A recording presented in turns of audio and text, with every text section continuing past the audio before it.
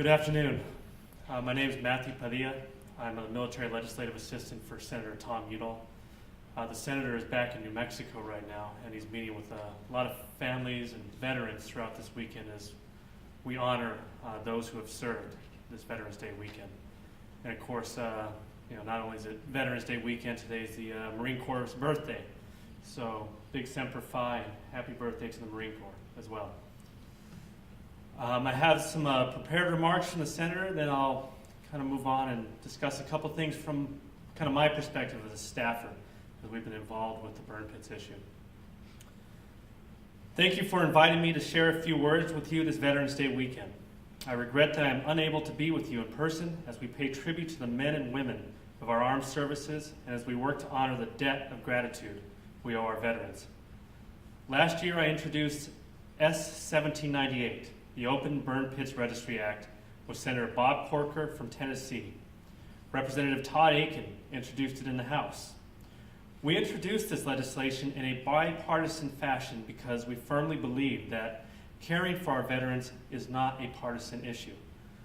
We have each met with veterans and active duty members of the military, and they have told us how important it is that we act now. In both Afghanistan and Iraq, open-air burn pits were widely used at forward operating bases. Disposing of trash and other debris was a major challenge. Commanders had to find a way to dispose of the waste while concentrating on the important mission at hand. The solution that was chosen, however, had serious risks. Pits of waste were set on fire, sometimes using jet fuel for ignition. Some burn pits were small, but others covered multiple acres of land. Oftentimes, these burn pits would turn the sky black.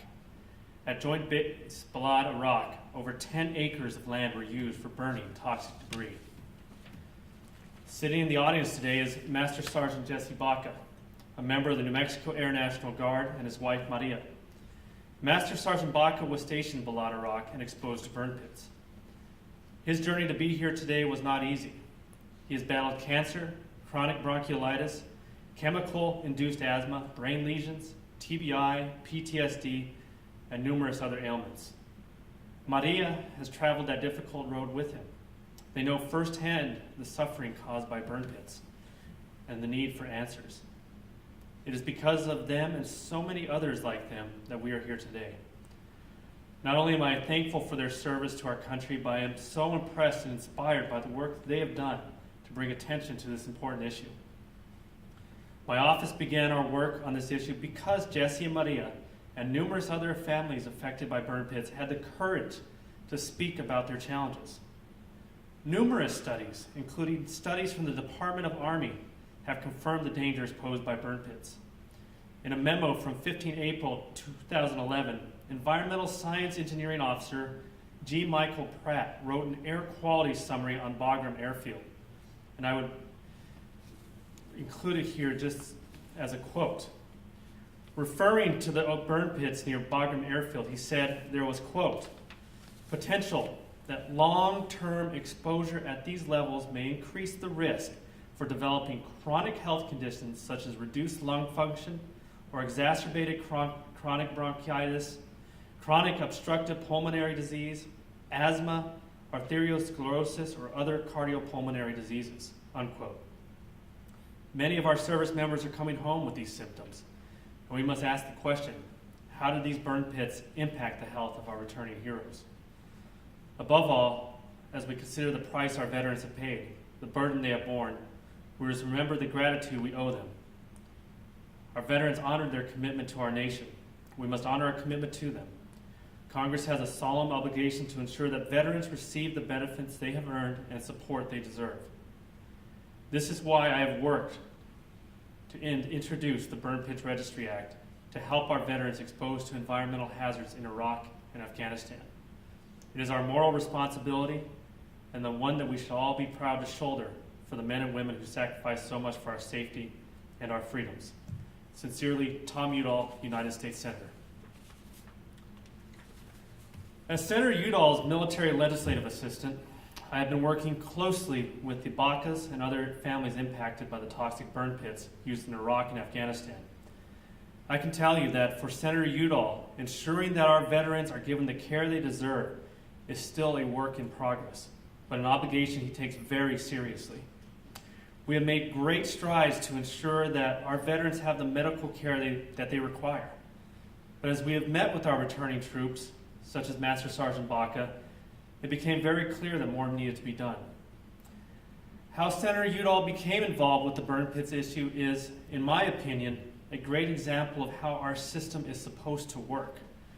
As staffers, we work and meet with many different constituents, acting as a liaison for the senator.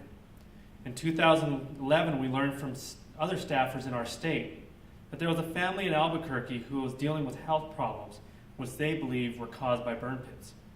As we began to work on this case, we discovered, as is very often the case, that there are more questions than answers. We continued to meet, and Senator Udall soon became personally involved with the issues. He spoke with the Bacas on the phone and understood that more needed to be done.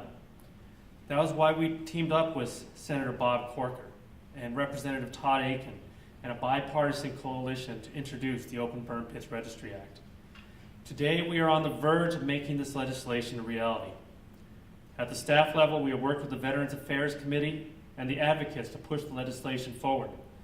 Today, we are also one step closer to finding answers for the families suffering because of exposure to burn pits. The legislation has passed both the Senate and House committees and is poised for final passage as we wrap up the lame duck session.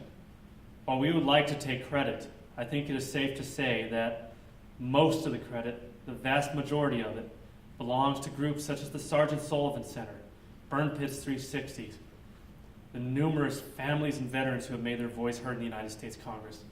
It truly is because of the power of your stories that we've been able to take your stories and turn them into action. And we thank you for standing strong in the face of all this adversity. So much thanks to all the families, and thank you very much.